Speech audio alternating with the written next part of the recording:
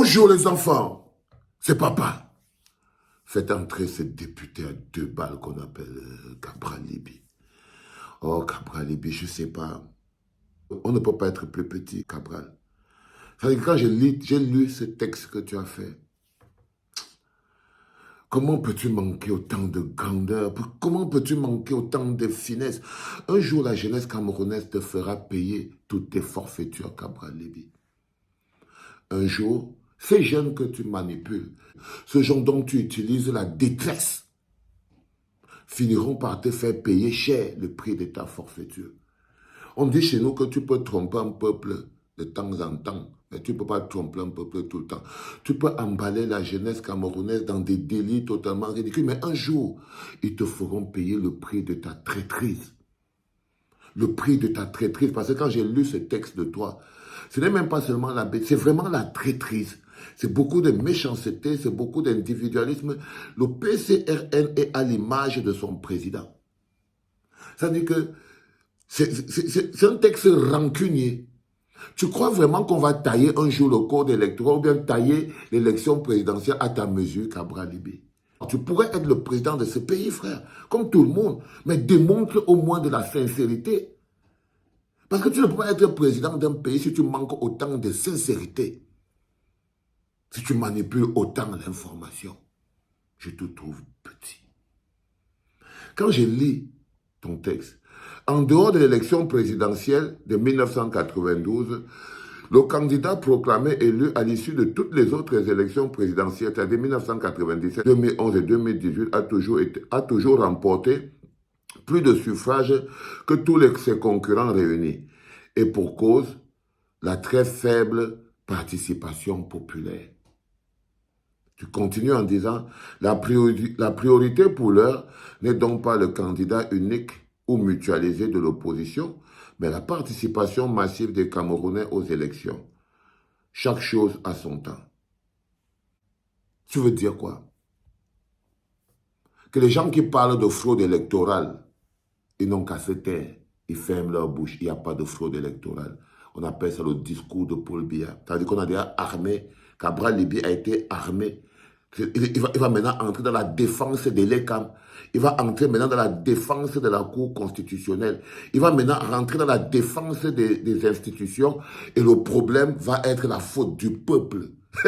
Seigneur, tu es petit. Tu es tellement petit.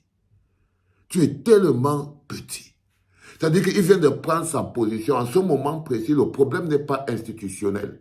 Ce n'est pas l'ECAM qui bourre les urnes. Donc le bourrage des urnes, la fraude électorale, tous les problèmes qu'on a qui sont liés, les bureaux de vote qui sont installés dans les casernes, la multiplication à outrance des cartes d'électeurs, les 1000 francs donnés partout, le code électoral non consensuel, il vient de tout balayer. Il vient de balayer toutes les luttes qui poussent à avoir un code électoral consensuel, donc un jeu électoral clair.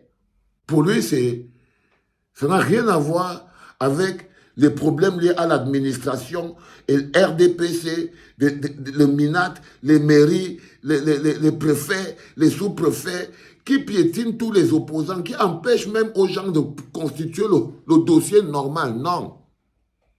Non. Il préfère s'appuyer sur la non-participation, ce qui lui permet d'être en accord institutionnel avec le système. Parce que ce n'est plus la faute de Pomba, ce n'est plus la faute de Clément Atana, il n'y a plus un problème Eric Essoussé et l'ECAM, il n'y a plus un problème, maintenant il y a un problème que c'est le peuple qui ne participe pas. Dernièrement on a enlevé 12 000 noms. 12 000 noms qu'on a remis de manière frauduleuse, même un mot, tu n'as pas dit, Cabral. On a porté plainte, on demande au président de l'ECAM, directeur général de l'ECAM, d'installer la liste nationale, la liste électorale nationale. C'est comme si c'est le problème de Camto personnellement. C'est-à-dire que le règlement des institutions, pour que le code électoral soit consensuel, pour que le jeu électoral soit clair, pour que tous les Camerounais puissent participer, apparemment c'est le problème et unique problème de Camto. C'est ce que Cabral Libby essaie encore de nous expliquer. Il essaie encore de m'expliquer. Et je te parle en tant que jeune. Je suis totalement déçu par, par ces rampages que tu fais, par ces petits rampages que tu fais. Mets-toi debout, frère. Un peu de classe. Un peu de classe. Les enfants, je peux vous dire avec certitude que le premier adversaire de l'élection au Cameroun, c'est la fraude électorale. C'est la fraude électorale, ce n'est pas la non-participation. Non. Et là, le problème n'est pas d'opposer la fraude électorale à la non-participation. Parce que c'est ça son problème. Il veut opposer la fraude électorale à la non-participation pour pouvoir se placer dans la posture de celui qui a dit aux gens, allez vous inscrire sur les listes électorales. Mais va avec ça loin.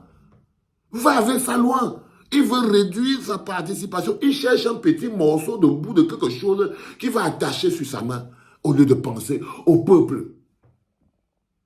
Quand tu parles, on sent quelqu'un qui défend un intérêt individuel, Cabral Libby. Je suis très triste pour toi. Je suis très triste que tu aies été un homme aussi faible, qu'on ait fabriqué, que tu sois un homme aussi compromis intellectuellement, aussi compromis émotionnellement, que tu sois aussi faible. Aussi faible, c'est-à-dire que, parce que quelqu'un qui n'est pas capable de lutter réellement pour l'intérêt collectif, c'est de la faiblesse qui fait ça. Mais quitte sur ce travail, cousin. Parce que tu vois un homme politique de ton âge est plus courageux. Il a le temps devant lui, il a le temps de former ce qu'on appelle la rectitude et la sincérité. La rectitude, je me suis senti en tant que citoyen engagé, je me suis senti blessé par ton texte. Parce que ce n'est qu'un tissu de mensonges. Non, frérot, tu n'es pas à la hauteur de quoi que ce soit. De quoi que ce soit, tu n'es à la hauteur. Et c'est pour ça, il n'y a qu'au Cameroun où des gens comme Cabral Libby peuvent être en train de prétendre à la magistrature suprême. Il n'y a qu'au Cameroun. C'est-à-dire que dans un autre pays où Paul Biya n'est pas président, lui, il ne peut pas. Il ne peut pas, ça veut dire que le pays est un peu plus grand. En dehors de l'élection présidentielle de 1992, le candidat proclamé élu à l'issue de toutes les autres élections présidentielles, 97, 2004, 2011, 2018, a toujours remporté plus de suffrages que tous les autres concurrents et pour cause la très faible participation populaire. Il n'a pas remporté pour ça, frère.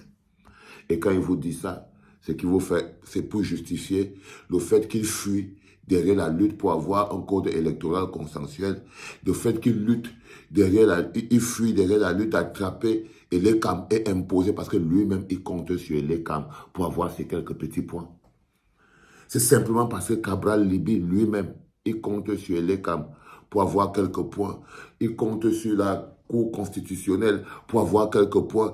Il compte sur Pomba pour avoir quelques points. Résultat des courses, il n'est pas accusé que le pauvre peuple qui souffre. Il ne peut, comme il compte lui-même un peu sur Atanganji pour avoir quelques points, il compte sur la Cour constitutionnelle, il compte sur l'ECAM pour qu'on lui décrète quelques points. Alors il sait qu'il doit se tenir à distance de l'ECAM et de la Cour constitutionnelle. Un jour, la jeunesse te fera payer ta forfaiture. Les enfants, c'était papa.